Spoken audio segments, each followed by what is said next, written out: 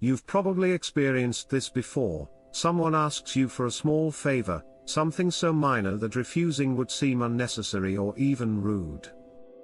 Maybe a stranger asks you for a minute of your time, a coworker requests a tiny adjustment to your schedule, or a salesperson asks if you could just take a look at something. You agree, because why not? But then, something strange happens. The small favor turns into a bigger request. The minute of your time turns into an hour. The simple adjustment suddenly requires extra effort. And before you know it, you're fully committed to something you never intended to agree to in the first place. This isn't just persuasion. This is a psychological manipulation tactic known as the foot in the door technique, and it's one of the most effective ways to gradually shape someone's behavior without them realizing it. Most people assume they make decisions based on logic, but in reality, your brain follows patterns of consistency.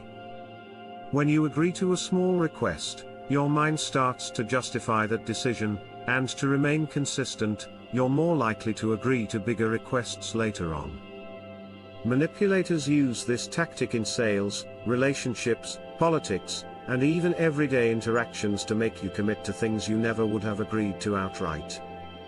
First, the foot in the door technique works by shifting your self-perception. If someone gets you to say yes to something small, your brain starts to see yourself as a helpful, cooperative, or interested person. This means that when a larger request comes later, your mind pushes you to say yes again to stay consistent with your new self-image. Second, once someone has invested even a little time or effort, they feel psychologically compelled to continue. This is known as the commitment bias, the tendency to stick with something just because you've already started. This is why small agreements often lead to bigger and bigger commitments over time. First, one of the most dangerous aspects of this technique is how effortless it feels. You don't realize you're being manipulated because it doesn't feel like pressure, it feels like your own decision. The process happens gradually, making each step feel natural until you're in too deep to back out. Second, the foot in the door technique is used everywhere, from door-to-door sales to corporate negotiations to personal relationships. A salesperson might ask if you'd like a free sample, then follow up with a request to buy the full product. A manipulative partner might start by asking you to cancel plans for them once, and before you know it, you're constantly sacrificing your time and independence. First, the reason this technique is so powerful is because it hijacks your need to stay consistent.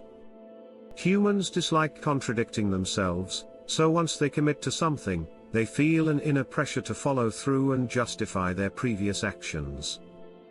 This is why people end up saying yes to things they never planned to, because saying no would create an internal conflict. Second, the manipulation becomes stronger when paired with social pressure. If others around you also comply, or if the manipulator praises you for agreeing to the first request, your brain associates saying yes with social approval. This makes it even harder to break free. First, this technique is often paired with other manipulative tactics like gradual escalation. If a scammer wants you to send money, they won't ask for $500 immediately, they'll start with $5, then ask for more once you've already invested. If a boss wants you to work overtime without extra pay, they might first ask you to stay just 15 minutes longer, then, over time, increase the expectation.